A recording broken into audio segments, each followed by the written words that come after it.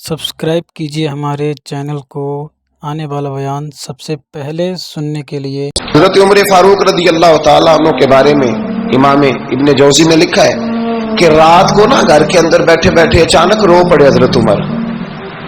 62 साल उम्र है, खिलाफत के आखिरी अयाम चल रहे तो रो पड़े ऐसे ही घर में बिला वजह ही। आपकी अहलिया ने जौजा ने बेटे को उठाया, फरमाया पता करो तुम्हारे बाप को क्या मसला है, कहीं कोई तकलीफ तो नहीं, दर्द तो नहीं, साहबजादे आए। अब्बा जी क्या बात है? फरमाया अम्मा को बुलाओ। सब लोग जमा हो गए तो जनाब उमर फारूक रज़ी अल्लाह ताला अन्हु फरमाने लगे कि बैठो मेरे इर्द गिर्द। सब बैठ गए तो फरमाने लगे आज जब मैं मस्जिद से निकला था तो मेरे नबी पाक के सच्चे सहाबा, सच्चे रसूल के सच्चे सहाबा, हुजूर के सच्चे गुलाम ये कह रहे थे कि उमर बड़ा ही अच्छा है, अदल वाला है, इंसाफ वाला है। तो अब्बा जी इसमें रोने वाली क्या बात है? तो फरमाने लगे डर ये लगता है कि बाहर तो मैं अच्छा था, कहीं घर में तो नहीं कोताहियां करता रहा। मेरी बात पे तवज्जो करना, कहीं घर में आप बातें सुन लें तो शायद जितनी मैं करता हूं दूसरा कर ही कोई ना सके, लेकिन जब अमल के रास्ते पे हम निकलते हैं तो वो मसदूद है, वो बंद है। अमल किसने करना है? आप कोई आयत पढ़ें तो यहां गलती निकालने वाले 20 लोग मिल जाएंगे, 20 लोग, लेकिन उस आयत पे अमल करने वाले कितने मिलेंगे? तो हजरत उमर फारूक रो रहे थे, कहने लगे कहीं तुम्हारे हुकूक तो नहीं पामाल करता रहा। तो आपकी अहलिया ने जब सुना तो वो कहने लगी उमर मुझे तो बड़ा पुराना शिकवा है, आपका जाहो जलाल इतना था मैं बात नहीं कर सकी। उमर तुमने सारा दिन मस्जिद में गुजार दिया और सारी रात निकाब ओढ़ के मदीने की गलियों में गुजार दी, मैं तो जिंदगी की कोई खुशी देख ही नहीं सकी। चाह तो मेरे अंदर भी थे ना कि मेरा शौहर कुछ घड़ियां बैठता, कहीं मुझे लेके जाता, तो मैं तो कुछ नहीं देखा, मुझे बड़ा शिकवा है। तो हज़रत उमर कहने लगे चल अल्लाह की रिदा के लिए माफ कर दे। भाई माफी बीवी से नहीं मांगी जा रही, माफी अपनी गलती की मांगी जा रही, ये समझ ले। बीवी के लिए तो खामद का बहुत बड़ा मकाम है ना, लेकिन यहां गलती किस बात की है?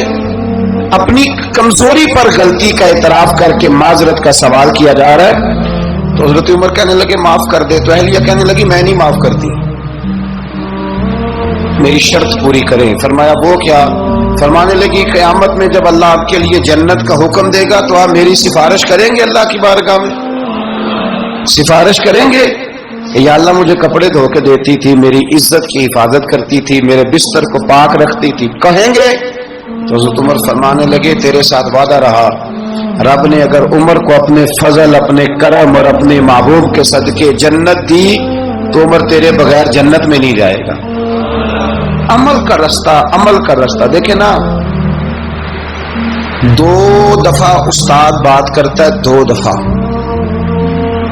और कोई ज्यादा, एक तो है ना कि MA और जनाब M.Ed और M.Phil और फिर PhD किस्म का उस्ताद। एक वो जो मैट्रिक PTC टीचर है ना, वो 2 दफा स्टूडेंट को काम कहे तो तीसरी दफा वो नाराज हो जाता है, कहता है मैं 2 दफा कहा है। बच्चे को आप 2 दफा कहते हैं और अगर तीसरी दफा कहना पड़े तो गुस्सा आता है नहीं आता? भाई तूने इतनी दफा कहा, तू समझ नहीं रहा बात को। और अगर अल्लाह करीम कुरान मजीद में सैकड़ों दफा कहे नमाज पढ़ो, सैकड़ों दफा, और ये बहाने कर रहा है, ये भी प्रोग्राम बना रहा है, फिर कहता है मैं बेचैन रहता हूं, मैं बेकरार रहता हूं। अमल का रास्ता इसको इख्तियार करें, आप सुकून में रहेंगे। बदअमल आदमी और बेअमल आदमी ये हमेशा परेशान रहते हैं। हमेशा अमल करें, तौबा करें तो फिर बदल जाएं, फिर तब्दीली आए। और ये कोई मुश्किल काम नहीं, जो बदलने वाले थे वो बदल गए। बड़ा कुछ करते थे पर फिर वो लोग बदल गए। हजरत फुज़ाला रज़ी अल्लाह ताला अन्हु कहते हैं कि मैं बड़ा दिलदादा था औरतों का, और मेरा माहौल ये था कि मैं कत्ल भी कर लेता था, माज़अल्लाह चोरी भी कर लेता था, और रात मेरी तबीयत थी माज़अल्लाह नई से नई औरत के पास जाना। कहते हैं अबू जाल ने ऐलान किया कि जो नबी पाक अलैहिस्सलाम का सरे अक़दस माज़अल्लाह काट के लाएगा, नकले कुफ्र, कुफ्र न बाशर, 100 सुर्ख ऊंट इनाम मिलेगा। तो मैंने इरादा कर लिया कि मैं बहुत सारा इनाम हासिल करूंगा। कुरान मजीद में ना अल्लाह फरमाता है कि बहुत सारे लोग ऐसे हैं जिन्हें अगर मैं रिस्क में कुशादगी दे दूं, ज्यादा पैसे दे दूं, फरमाया बागी हो जाए, वो सरकश हो जाए। ये बहुत सारे लोगों को जो अल्लाह तबारक व तआला इत्दाल में रखता है तो ये उनके लिए बेहतर है। ہر بندہ دولت کے ہوتے ہوئے نیک ہو سکتا، تو یہ اللہ اگر رکھتا ہے نا اعتدال میں تو شکر کرے اللہ کا، ورنہ تو لوگ عیاشیاں کریں، پتہ نہیں کیا کچھ کر گزرے۔ تو حضرت فضالہ کہتے ہیں کہ میں نے خنجر تیار کیا اور میں نے بغل میں اس کو چھپایا، اوپر میں نے چادر اوڑھ لی۔ اب مجھے پتا تھا ظہر کی نماز کے بعد نبی پاک صلی اللہ علیہ وسلم طواف کعبہ کے لیے، بیت اللہ شریف کے طواف کے لیے جاتے ہیں۔ کہتے میں بھی اس طرف بڑھا، رستے میں نا وہ خاتون جس کے گھر میں نے رات آنا تھا، میں نے دروازے پہ دستک دی، میں نے کہا کہ تیار رہنا، آج میں بڑے پیسے لے کے آؤں گا۔ اسے میں نے یہ کہا اور پھر میں چلا گیا بیت اللہ شریف کا طواف کرنے۔ کہتے ہیں اللہ کے محبوب بھی طواف کر رہے تھے تو میں نے بھی طواف شروع کر دیا۔ ارادہ یہ تھا کہ جہاں نبی پاک علیہ السلام میرے قریب سے گزریں گے تو موقع پا کر میں حضور کے جسم اقدس پر خنجر کھونپ دوں گا اور معاذ اللہ شہید کر دوں گا۔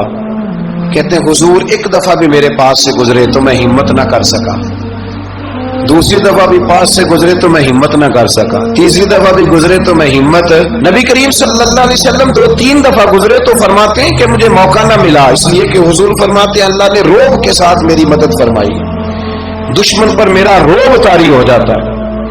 فرماتے ہیں جب چکر پورے ہو گئے تو محبوب کریم نہ چھٹے چکر پہ فرمانے لگے فضالہ چکر ایک رہ گیا ہے، بے خبر ہو جو غلاموں سے واقع کیا ہے، ایک پھیرا رہ گیا۔ کہتے طواف مکمل ہو گیا تو محبوب میرے قریب آئے، فرمایا وہ کام کرتے کیوں نہیں جس کے لیے آئے تھے؟ میں نے عرض کی یا رسول اللہ کون سا کام، کیسا کام؟ اندر تو چور تھا نا، بانج فقیروں کسے نہیں ماریا اے ہوئی چور اندر دا، اندر چور تھا نا۔ کہتے حضور نے مجھے کندھے سے پکڑ کے ہلایا، فرمایا کرتے کیوں نہیں؟ جب حضور نے ہلایا تو وہ خنجر بھی پیروں میں گرا اور میں بھی رسول اللہ کے پیروں میں گر گیا۔ میں نے کہا حضور مجھے کلمہ پڑھا دیں۔ کہتے ہیں حضور نے پہلے میرے دل پہ دست مبارک پھیرا، پھر میرے نبی نے مجھے کلمہ پڑھا دیا۔ اب نا مرید ہونے والا کہتا ہے کہ جی آہستہ آہستہ میں ٹھیک ہو جاؤں گا۔ اب وہ آہستہ آہستہ کا کیا ترجمہ ہے یہ بالکل سمجھ نہیں آتی۔ بھئی کسی بندے سے 5 لاکھ روپیہ لینا ہے تو اس سے وہ کہتا ہے جی میں آہستہ آہستہ دوں گا، 500 روپیہ دے دیا کروں گا روز کا، تو کہتے ہیں میری رقم خراب ہوتی ہے، پورے دو۔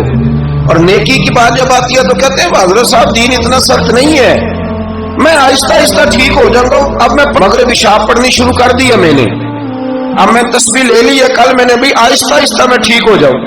یعنی رقم لینی ہو تو وہ آہستہ آہستہ قبول نہیں ہے، لیکن اور مکان کی رجسٹری اگر کرانی ہو تو مالک مکان کہے کہ آہستہ آہستہ کرا لو، کہتے ہیں پیسے پورے دیے، سویرے چل اور بیان دے۔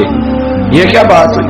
یہاں یہ جو ہمارا ماحول تھا نا کر لیں گے ہو جائے گا، یقین کریں لوگ قبروں میں چلے گئے ہیں پر مسجدوں میں نہیں آئے۔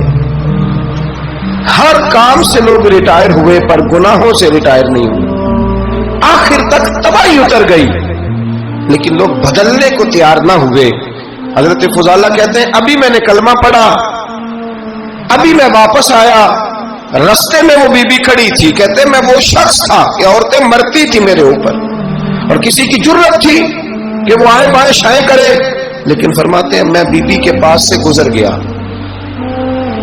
پہلے تو اس کا خیال تھا رکے گا، لیکن جب میں رکا نہ تو دروازے پہ آئی، اور جب میں گزر گیا تو اس نے آواز دی، لیکن میں نے سنی انسنی کر دی، جب آگے بڑھا تو میرے پیچھے دوڑی۔ فرماتے ہیں مجھے پکڑ کے کہنے لگی فضالہ تجھے کیا ہوا، تو وہی نہیں جو یہاں سے گیا تھا؟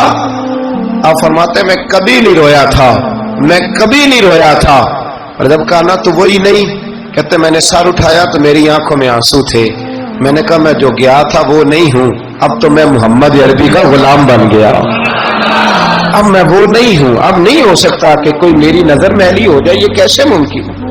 اب نا اسلام کی تعریف ہم نے یہ کی ہے کہ خبردار کوئی ہمارے قریب نہ آئے، ہم کسی کو بات نہیں کرنے دیتے کہ ہم مسلمان ہیں، ہم بات نہیں کرنے دیتے۔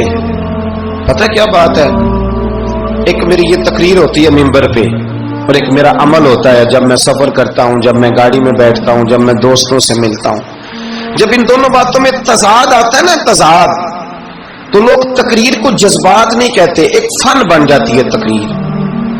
آپ کو پتہ ہے نا وائزین نعت خاں کہتے ہیں میں نے محفل لوٹ لی، پھر لوگ شمار کرتے ہیں کتنے لوگوں نے سبحان اللہ کہی، پھر لوگ شمار کرتے ہیں کہ آج 5 بندے روئے بھی تھے جب میں تقریر کر رہا تھا۔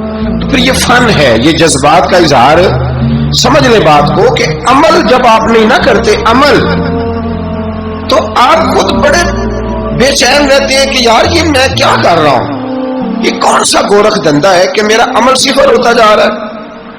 ہمارے ایک استاد تھے تو وہ فرمایا کرتے تھے کہ اگر پڑھے لکھے آدمی کو تم بے عمل دیکھو تو اس سے دور ہٹ جایا کرو، ورنہ تمہیں بھی بے عمل کر دے گا۔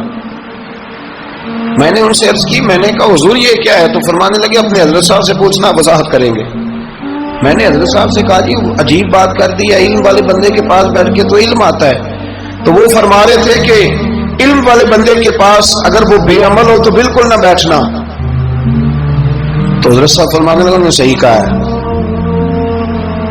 اب بات بہت بڑی ہے، پتہ نہیں آپ کی سمجھ میں آتی ہے نہیں آتی، بہرحال کر دیتا ہوں۔ پڑھا لکھا بندہ اگر بے عمل ہو تو اس کے پاس، تو میں نے کہا حضور کیوں؟ فرمانے لگے اس لیے کہ وہ اپنی بے عملی پر بھی دلائل دے گا۔